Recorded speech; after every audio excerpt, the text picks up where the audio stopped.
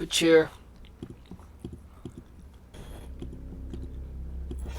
Following his incredible career, Jim Carrey has developed an enlightened persona. So why do other actors find him self-aggrandizing, selfish, narcissistic, and deranged? I mean, literally Sheesh. deranged. behind the scenes? Carrey often made life hellish, distressing, or creepily uncomfortable for others. From kissing clueless 20-year-olds to starting fights claiming he was possessed by another person. These are times he arguably went too far. Starting with this video he made for Emma Stone. Emma, I just wanted to let you know that I think you're all the way beautiful. Not just pretty, but, you know, smart and kind-hearted. And if I were a lot younger, I would marry you. And we would have chubby little freckle-faced kids. We'd laugh all day long, go camping, play Yahtzee, and tell ghost stories by the fire. And sex. Here he is now. Hi, I'm just trying to make sense of all this data. Hey, we're trying to make sense over here of something. When Jim Carrey posted this to jimcarreytruelife.com, he was 49. Emma Stone, who was 22, replied, "I was a huge Jim Carrey fan. Now I'm not sure if I should be flattered or seek an order for protection. Lol." Others commented, "I need a shower after watching this." And this is the sort of shit a minor is met with when an old man randomly adds them on Facebook. However, like Carrey's art and on-set pranks, which are coming up later, in God the Stone forbid. message, you're not quite sure if he's joking sincerely. How does your mind even go The there? secret is making the wrong choices, but committing completely. And this applies to life as well as comedy. And the award goes to Jim Carrey, the Cable Guy. While Wait. accepting Best Comedic Performance at That's the it? MTV We're- Movie Awards, We're just gonna move on, chat? Like that didn't just happen? I never even heard of that. Honestly, chat, that just shows me it's so crazy how one little thing in someone's life can kind of get you a little peek. Barely a peek. I'm not saying we know Jim Carrey for who he is. Of course, he's built a legacy. Of course, he's a legend in his own right. Of course, he's given us classic films and films that will carry throughout our entire journey. That being said, he must have been on some sort of drug, cause that right there shows me a sign of someone who took something.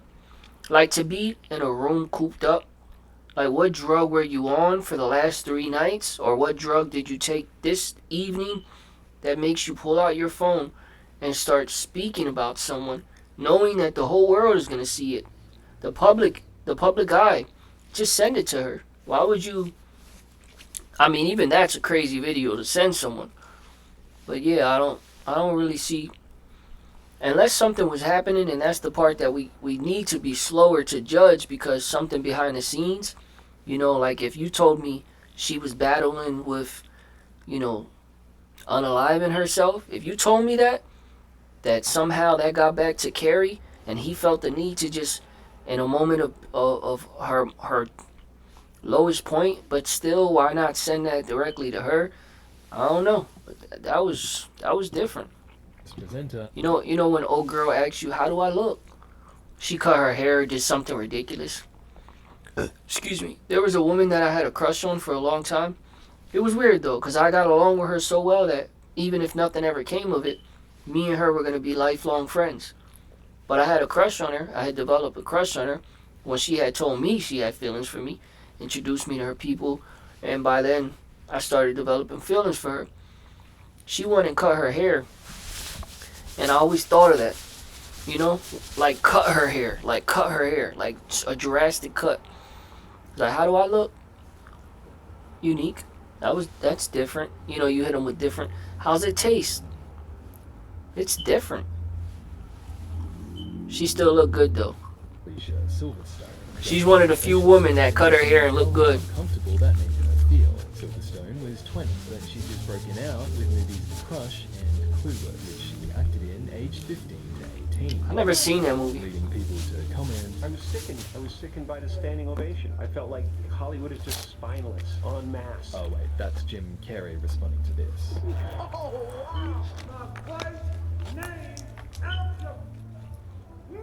Is he really responding to that? Arguably not that different, but about Will Smith, Carrey said, I announced this morning that I was suing Will for $200 million because that video is going to be there forever. just like this next interview. And in the film, Sonic has a bucket list, and I was Yes. wondering, after all you've done in your career and in your life, is there anything still left on your bucket list? Just you. Oh. Wow. That's it. It's all done now. I don't know what to say to that. Just own it. I'm very good now. As you can guess, the internet got upset again, so Carrey's publicist contested that the line was in no way a reference to the journalist herself. Oh yeah. Like with the lawsuits coming up, Carrey often has his PR and legal teams fight for him. However, he doesn't when his target is Fox News.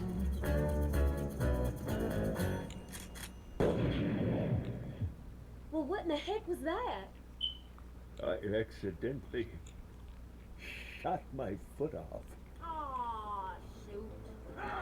In 2013, Carrey released this satirical song called Cold Dead Hand. It attacks American gun owners, but specifically the recently dead NRA spokesperson Charlton Heston. Heston was a movie star and was then heard the Ten Commandments, the original Planet of the Apes, Wow. in this speech to the NRA. What do you say? Bro has some classics. Americans were victims of hate last year. As we set out this year to defeat the divisive forces that would take freedom away, I want to say those fighting words for everyone within the sound of my voice, to hear and to heed, and especially for you, Mr. Gore. From my cold, dead hands. 8 years after that speech, Charlton Heston died, and in Carrey's subsequent spoof, he comments that Heston has a small wiener and couldn't get into heaven because he owned guns. The angels wouldn't take him up to heaven like he planned, 'cause they couldn't pry that gun from his cold dead hand.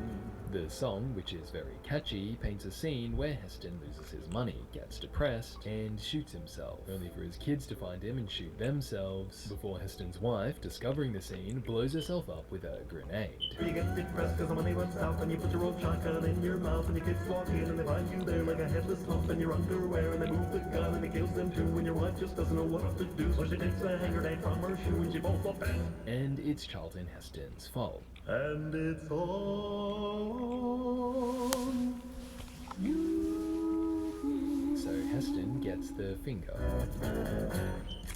The song is obviously a parody, but some felt flipping off a dead man was a bit mean-spirited. This is a guy that danced on the grave of Charlton Heston. I guess Jimmy thought he couldn't lose a debate to a dead man. When Fox went after Carrey, Carrey responded on Who Say, stating, "Cold Dead Hand is about you heartless unwilling to bend for the safety of our kids. I would take them," meaning Fox News, "to task legally if I felt they were worth my time or that anyone..."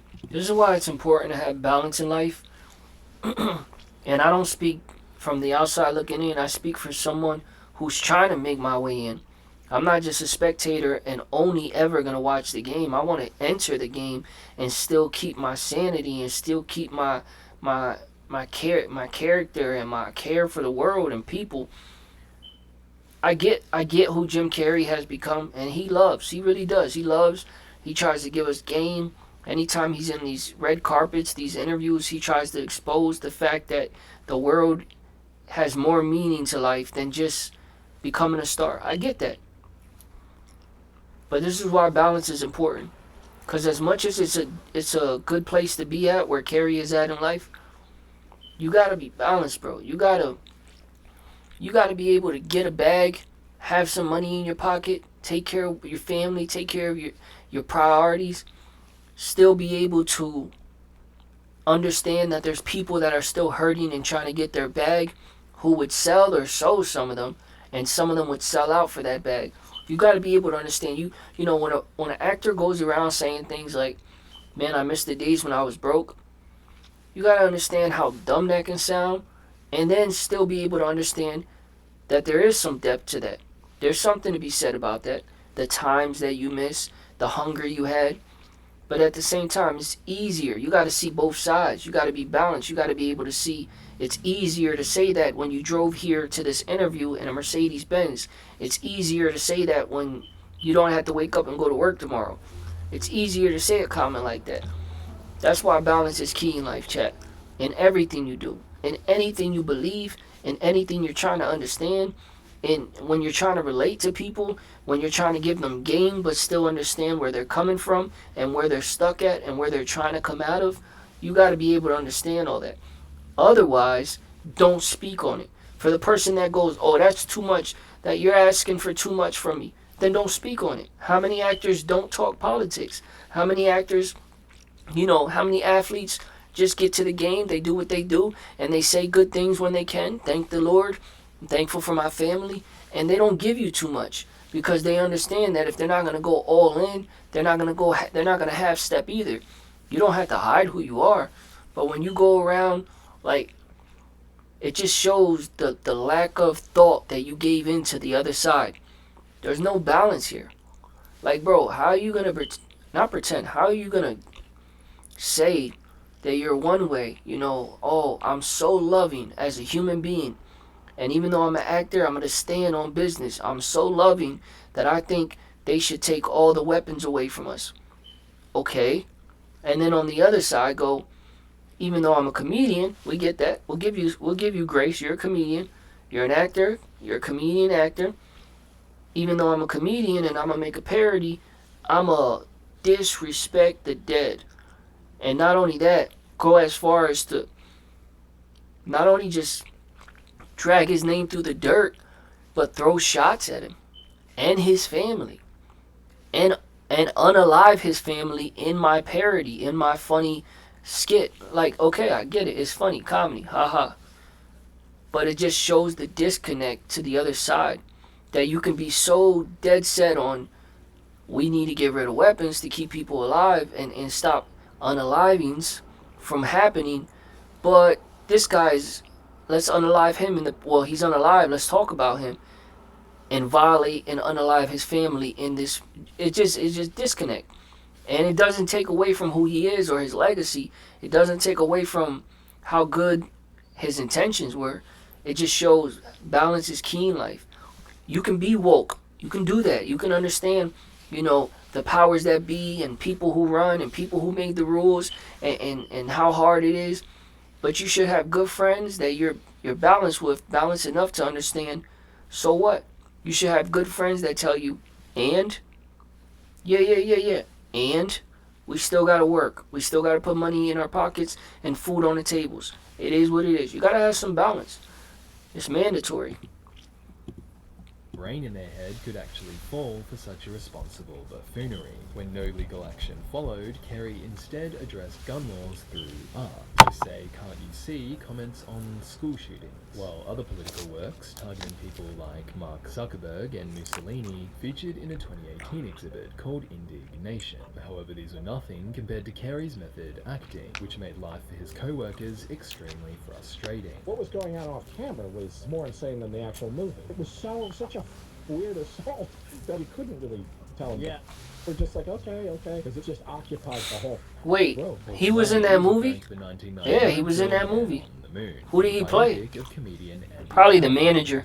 He's always playing the manager, right? Did he play Andy Kaufman's manager? Don't miss Firestone's Complete Auto Care's holiday sales. Get huge deals on tires and service. For his acting, Carrey won a Golden Globe. Jim Carrey, However, 18 years later, when this production footage was released in its own documentary, Carrey lost the respect of many of his peers. It was the most self-aggrandizing, selfish, narcissistic bollocks I've ever seen. He should have got fired. He should totally have got fired. During the 4-month production, Carrey stayed in character, saying he was possessed by the spirit of Andy. Andy Kaufman showed up, tapped me on the shoulder, and said, "Sit down. I'll be doing my movie." While in character, Carrey drove with a bag over his head, crashed a production car, danced with his pants off, played music to annoy colleagues, and yelled at the actor who plays Andy's dad. You can see by Paul Giamatti's face he was sick of this. However, Carrey found it liberating. You just go, oh my God, this is incredibly liberating. Can you imagine if he'd been anybody else under the line? I mean, he would have been sectioned, never, let alone fired. He would have been got rid of. It's just a pain in the arse. I think it's highly amateurish. Get the job done, man.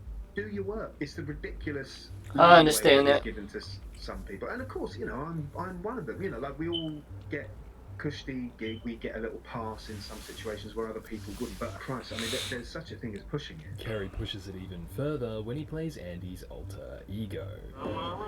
Tony Clifton, an Andy Kaufman character, was brash. I didn't ask you a question. If I asked you a question, you answer. All right, but you'll talk. And Carrey took that to the limit. He threw food, graffitied the studio, pretended to be Batman, and messed with technicians. What's going on?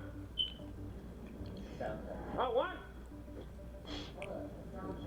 The sound check. One second, I'll check the sound.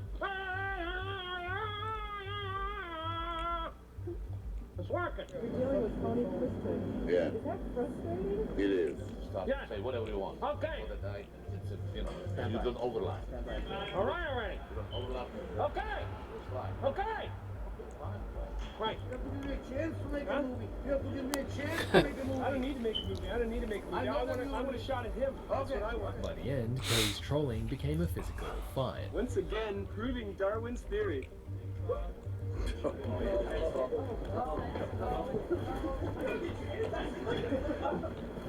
This is wrestler Jerry Lawler. In real life, he was a collaborator of Andy's. However, Carrey, while acting as Andy, poured water on Jerry, mocked him. Hey, that director, that's a director that you should chat. If you ever get an opportunity to work with, run for him.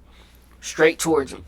Because the amount of patience that man had, not for Jim Carrey, for the sake of the film, for the sake of art, for the sake of the film being a good movie.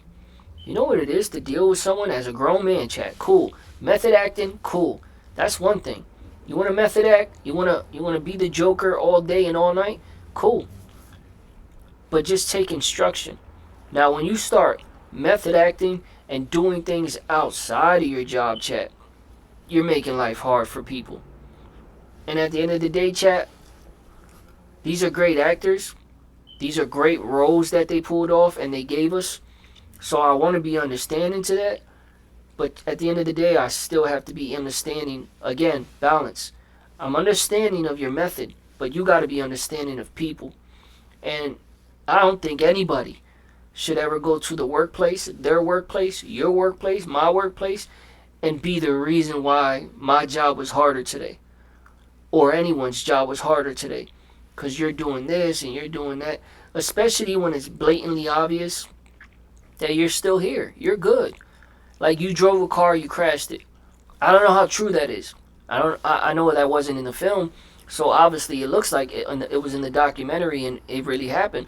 But if you're smart enough to not drive at 40 miles per hour because you know you can hurt somebody or hurt yourself, then you're smart enough to know that this is just a bad idea in general, to put a bag on your head and go 5 miles per hour and hit something.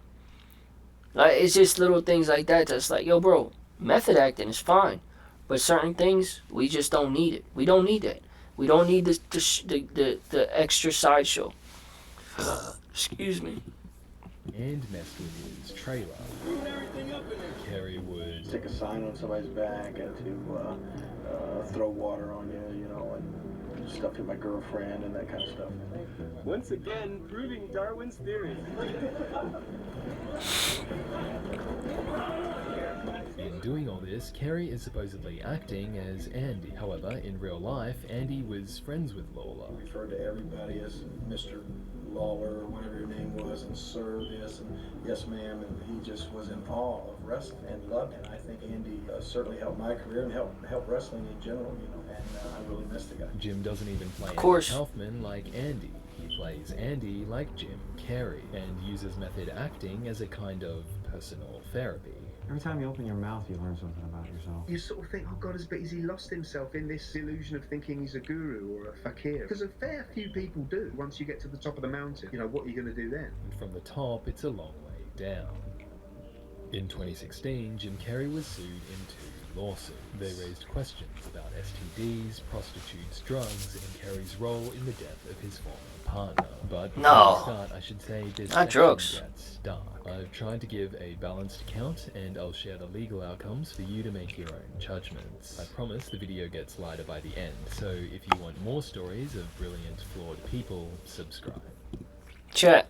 Here, let me let you look at his page. And so if you want more stories of brilliant... Chat. In the comment section, one actor or athlete, hopefully he's not an athlete, that's just unfortunate. One actor that surprised you when you found out, whether it was by their own mouth or just a story or a doc, however you found out. One actor that when you found out that they had substance abuse problems, you were like thrown off. I can give you one right now. And chat, he's a solid comedian. When Mike Epps went on an interview and told me he did, he was picking up a package and snorting 3, 4, 5 days in a row, I didn't know that. I didn't know it. I didn't see signs of it. Of course, some people are just better at hiding it than others. And thank God, no overdose. Thank God, he didn't hurt himself or someone else while doing a package. But it's just one of those things. When I found out about that, I was like, oh man, I never even put 2 and 2 together. Who's an actor that did it for you, or an entertainer that you were like, I didn't see that coming? Because there's a lot of actors, chat, that I can name right now that it's almost like, no, not them, come on. Like, you know what I mean? There's a lot of names that, of course, they pick up a package every once in a while. And I respect Mike Epps for that. I respect him for the fact that he would tell us why his career is where it is. And that's not a knock. But could he have been bigger? I think anybody can always be bigger. But maybe there was reasons why, certain things would happen and he'd be in a phase after a movie and disappear because he's doing a couple packages. He's going on this binge of doing substances and then come back and do a movie. It starts to make more sense why maybe we didn't get special after special after special. Because I don't care what no one says. That stuff affects you in all aspects of your life. Hence why when someone doesn't make it to where they could have been, I'm not sitting around like, no, why didn't that happen? It happened because of decisions they made. Or things that happened, circumstances around them, family. Maybe someone had a sick, kid, and they had to be in a hospital for 2 years. And they've been dealing with that, so they didn't take any movie that was outside of LA. So they only took movies in LA, and the movies they were taking weren't the biggest roles. And there's always reasons behind things. It's not like, oh yeah, what happened to this actor? They could have took over the world. What happened? They disappeared. Like, look at Timothy. Look at Chalamet. The that's his name. That's how you pronounce it. Look at the run he's on right now. He has a decision right now. He has a decision. Does he stay with a girl and try to make a family and stay consistent and continue to knock these roles out the park?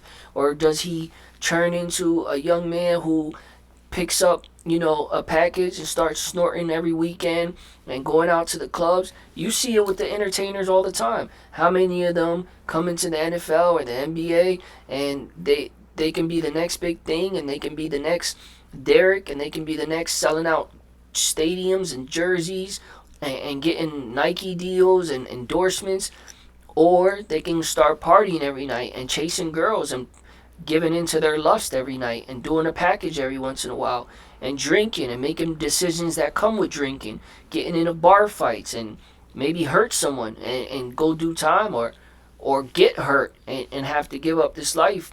There's a decision that we make, even if it's a small decision, even if it feels like the smallest decision. It's decision after decision that will make up the sum of where we end up. So, you hear about an artist or someone who passes away. It's unfortunate, of course. But what decisions what were the decisions that led up to that? Was it a random act of violence? Was it a lifestyle that was being portrayed? Was it energy that you were putting out? Was it the words you spoke with your mouth? You speak life or death. Were you inviting that type of environment? Were you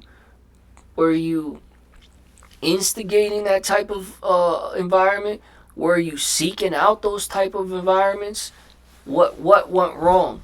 And definitely, I have no problem. I'm not gonna argue with you for sure. Sometimes it is a random act, but most times there's reasons behind it. Does that make it all right? No. That doesn't mean, oh, he did this to himself. But there's a lot of people out here, not so much artists, but people that we hear that worked real hard to get what they had coming. Real hard. They were working for it. They were dissing and they were disrespecting and they were spinning and they were throwing shots and they were doing this and that and, robbing people and running off on plugs. They worked pretty hard to get what they had coming. Of course, the best outcome is they repent and they stop. They catch themselves. But not everybody not everybody is that fortunate to go, hold up, the way I'm living is going to end up ending one way or the other. Flawed people, subscribe. Yeah, go subscribe to bro. It's the 24th of September 2015. Jim Carrey and his girlfriend, Katharina White, break up, and White tweets a message, signing off Twitter. I hope I've been a light to my nearest. Oh, his girlfriend. 4 days She later, passed. White's body is found in her Los Angeles home. The toxicology report confirms that the death is self-induced, with Ambien in White's system. Near the bed, a prescription bottle is found, with its label reading Arthur King. A friend of White's tells officers that White was normally happy and upbeat, but also madly in love with Jim, in a partnership she called a roller coaster. When White's body is discovered, it's accompanied by a note for Carey. The note, dated the 27th, refers to an apparent breakup 3 days earlier.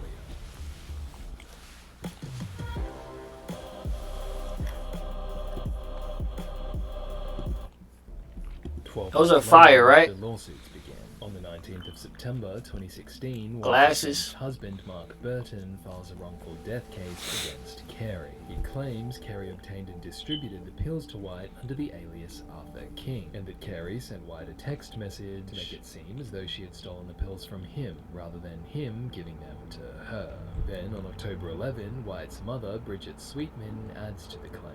She alleges Carey had given White herpes and gonorrhea and lied about it, and includes medical records to support her argument, as well as this iPad note dated April 8, 2013, which in part reads, "You introduced me to cocaine, prostitutes, mental abuse, and disease. Being with you broke me down as a person, Jim. I was promised Jekyll, and instead I got high." Jim Carrey's lawyer, Marty Singer, responds. He issues two statements. The first, addressing Burton's lawsuit, argues, "My client's prescriptions were legally obtained medications that were prescribed to him by his doctor in accordance with routine practices to protect the privacy of well-known individuals. Further, Miss White was not a US citizen, and she faced the return to Ireland when she and Burton married.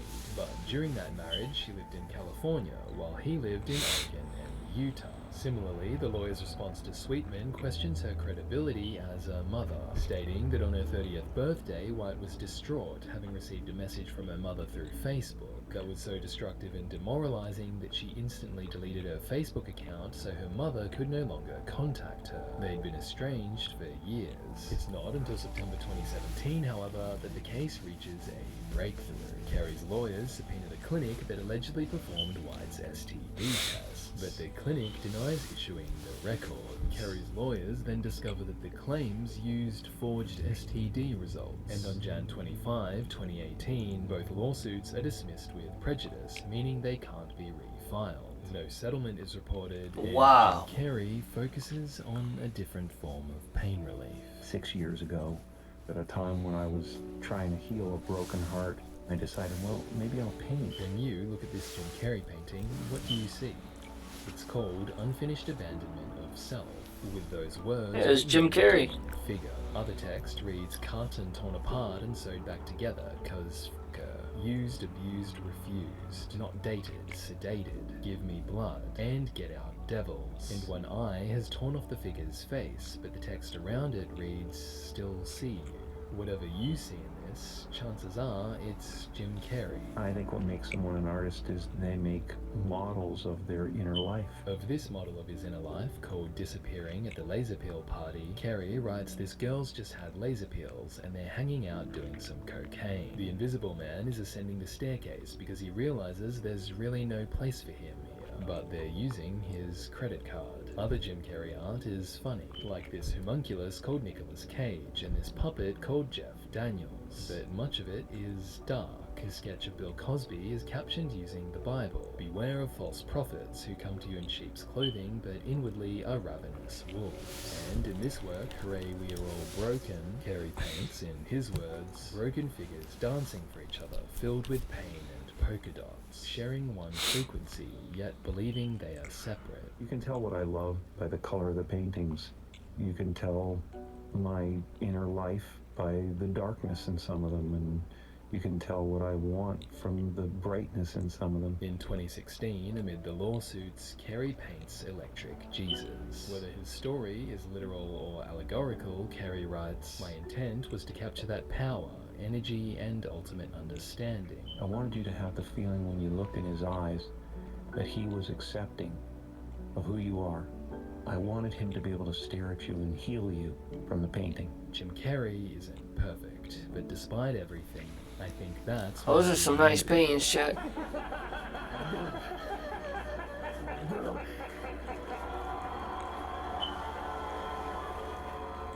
Healing. A seed that will inspire you to move forward in life with enthusiastic hearts and a clear sense of wholeness. Through words, comedy, and brutally honest art. Chat, I'm not gonna comment on. I don't know enough about that situation with his girlfriend. God rest her soul. And I can relate to that pain. So I'm leaving that alone. I can't imagine someone saying, "Oh, you had something to do with." Relax. Certain things shouldn't even open your mouth to speak on. That being said, chat, the man's a legend. He's done gave us a lot of comfort films that we grew up on, and we love him for it. You know, those are some nice paintings, chat. Sleep if you want. Those are some nice paintings. The man is a comedian, an actor, and now he's an artist. But that being said, chat, I mean, there's no way you go through life and live as long as some have, like Carrey, and not catch a few regrets, mistakes along the way. It was interesting to see, though. It was worth it. As a community, the best thing we can do for ourselves and for others and those around us who love us is learn from other mistakes. Learn from other people's mistakes. That's what we're doing. Get out.